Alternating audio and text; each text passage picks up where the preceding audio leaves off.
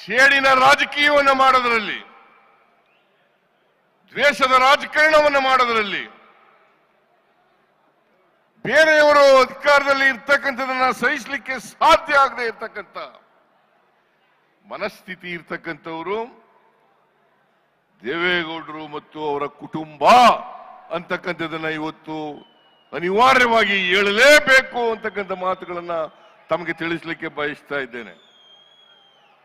ನೀವೆಲ್ಲ ನೋಡಿದ್ರಿ ಟಿವಿನಲ್ಲಿ ಬಿಜೆಪಿಯವರು ಜೆಡಿಎಸ್ನವರು ಹೇಗೆ ಒಬ್ರಿಗೊಬ್ರು ಬೈದಾಡ್ಕೊಂಡಿದ್ರು. ದೇವೇಗೌಡರು ಹೇಳ್ತಾ ಇದ್ರು ಅಧಿಕಾರದಲ್ಲಿದ್ದ ಅವರು ಬಿಜೆಪಿಯವರ ಜೊತೆ ಸೇರ್ಕೊಳ್ಳೋದಕ್ಕಿಂತ ಮುಂಚಿತವಾಗಿ ನರೇಂದ್ರ ಮೋದಿ ಅವರು ಪ್ರಧಾನಮಂತ್ರಿ ಆದರೆ ನಾನು ಈ ದೇಶದಲ್ಲಿ ಇರೋದಿಲ್ಲ ಅಂತ ಹೇಳಿದ್ರು. ಈ ದೇಶದಲ್ಲಿ ಇರೋದಿಲ್ಲ ಅಂತ ಹೇಳಿದ್ರು.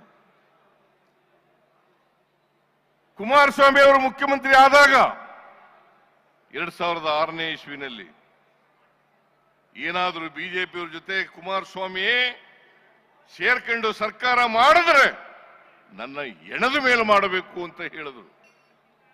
ಎಣದ ಮೇಲೆ ಮಾಡಬೇಕು ಅಂತ ಹೇಳಿದ್ರು. ಈಗ ಕೋಮುವಾದಿಗಳ ಜೊತೆ ಸೇರ್ಕೊಂಡು ಷಡ್ಯಂತ್ರವನ್ನ ಮಾಡಿ ಕೇಂದ್ರ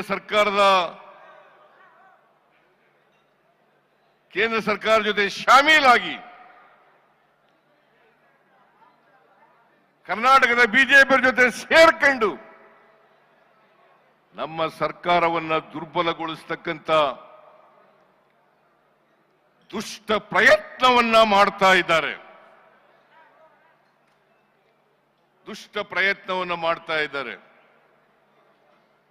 ನಾನು ನಿಮಗೆ ತಿಳಿಸಲಿಕ್ಕೆ ಬಯಸ್ತಾ ಇದ್ದೇನೆ, ಗೊತ್ತಿದೆ ನಿಮ್ಗೆಲ್ಲರಿಗೂ ಕೂಡ.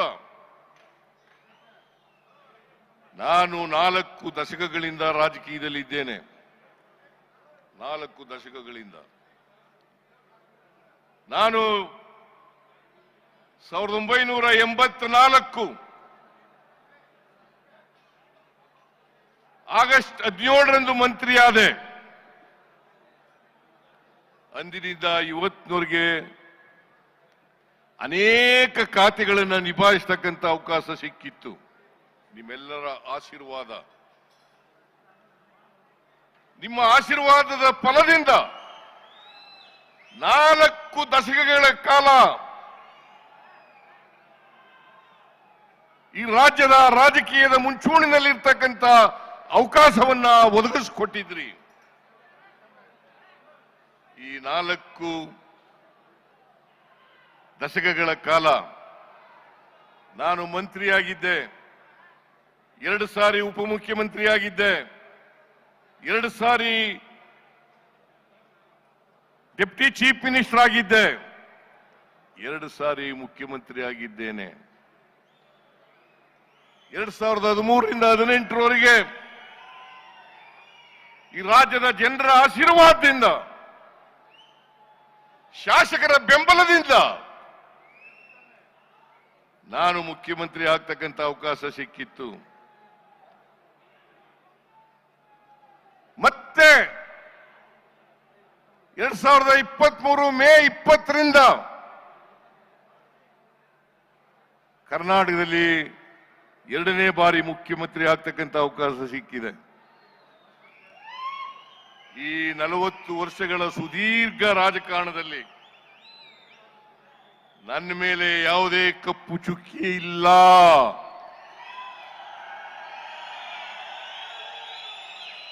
ನನ್ನ ರಾಜಕೀಯ ಜೀವನ ತೆರೆದ ಪುಸ್ತಕ.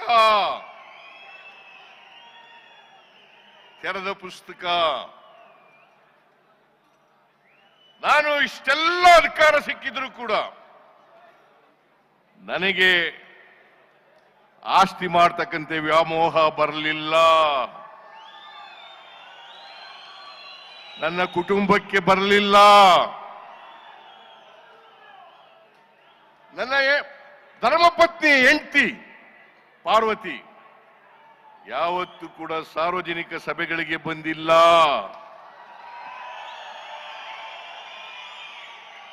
ನಾನು ಮಂತ್ರಿ ಆಗಲಿ ಮುಖ್ಯಮಂತ್ರಿ ಆಗಲಿ ಪ್ರಮಾಣ ವಚನ ಸ್ವೀಕಾರ ಮಾಡತಕ್ಕಂಥ ಸಮಾರಂಭಕ್ಕೂ ಬಂದಿಲ್ಲ. ಬಹುಶಃ ಇಲ್ಲಿ ಕೂತಿರ್ತಕ್ಕಂಥ ಅನೇಕ ಜನರು ನನ್ನ ಹೆಂಡತಿ ಮುಖನೂ ಕೂಡ ನೋಡಿಲ್ಲ.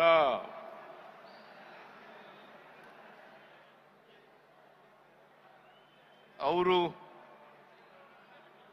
ತಪ್ಪು ಮಾಡಲಿಕ್ಕೆ ಸಾಧ್ಯನಾ? ನಾನು ತಪ್ಪು ಮಾಡಲಿಕ್ಕೆ ಸಾಧ್ಯನಾ? ಈ ರಾಜ್ಯದ ಜನರಿಗೆ ದ್ರೋಹ ಮಾಡಲಿಕ್ಕೆ ಸಾಧ್ಯನಾ? ಯಾವತ್ತೂ ಕೂಡ ದ್ರೋಹ ಮಾಡಲ್ಲ, ಮಾಡಿಲ್ಲ, ಮಾಡೋದು ಇಲ್ಲ. ನಾನು ಎಲ್ಲಿವರೆಗೆ ರಾಜಕೀಯದಲ್ಲಿ ಇರ್ತೀನಿ ಅಲ್ಲಿವರೆಗೆ ಮಾಡಲ್ಲ.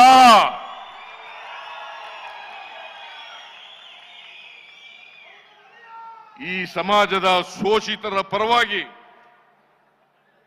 ಬಡವರ ಪರವಾಗಿ, ಪರಿಶಿಷ್ಟ ಜಾತಿ ಪರಿಶಿಷ್ಟ ವರ್ಗದವರ ಪರವಾಗಿ ಅವರನ್ನ ಸಾಮಾಜಿಕವಾಗಿ ಆರ್ಥಿಕವಾಗಿ ಸಮಾಜದಲ್ಲಿ ಶಕ್ತಿ ಕೊಟ್ಟು ಅವರನ್ನು ಕೂಡ ಮುಖ್ಯವಾಹಿನಿಗೆ ತರಬೇಕು ಅಂತಕ್ಕಂಥ ಹಂಬಲ ಬಿಟ್ರೆ ಆಸ್ತಿ ಮಾಡಬೇಕು, ಜಮೀನುಗಳಲ್ಲಿ ಮಾಡಬೇಕು, ಪ್ರಾಪರ್ಟಿ ಮಾಡಬೇಕು, ಬಿಲ್ಡಿಂಗ್ಗಳನ್ನು ಕಟ್ಟಬೇಕು ಅಂತಕ್ಕಂಥ ವ್ಯಾಮೋಹ ಇಲ್ಲ. ನಾನು ರಾಜಕೀಯ ಪ್ರಾರಂಭ ಮಾಡಿದ್ದು 0 ಇಂದ.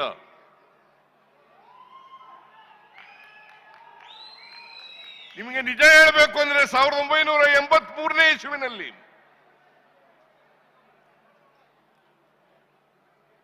ನಾನು ಡಿಪಾಸಿಟ್ ಹಣ ಕಟ್ಟಬೇಕಾದ್ರೆ ನನ್ನ ಹತ್ರ ₹1 ಇರಲಿಲ್ಲ. ನಾನು ಕೋರ್ಟ್ನಲ್ಲಿ ಲಾಯರ್ ಕೆಲಸ ಮಾಡ್ಕೊಂಡಿದ್ದೆ. ಮೈಸೂರು ತಾಲೂಕಿನ ಚಾಮುಂಡೇಶ್ವರಿ ಕ್ಷೇತ್ರದ ಎಲ್ಲ ಜನರು ಬಂದು ನೀವು ಚುನಾವಣೆಗೆ ನಿಲ್ಲೇಬೇಕು ಅಂತ ಹೇಳಿದ್ರು.